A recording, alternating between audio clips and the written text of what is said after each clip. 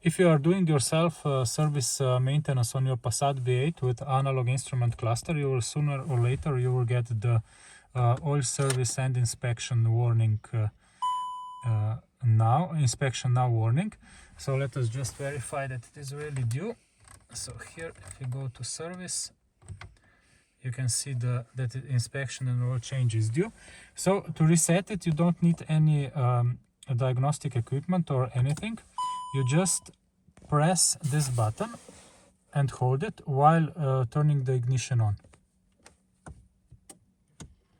You wait, and now you just leave it. So you can reset it goes through both, and you just press the one that you want to reset. We'll go again because you need to be quick. Okay, so turning the ignition on, and I will press the reset service interval reset, and let us wait.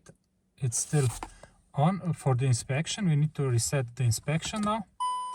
Again, the service the oil change warning went away.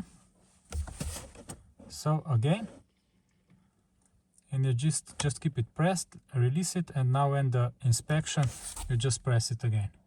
So it is reset, and now if we turn the ignition on and back off and back on, both warnings are gone.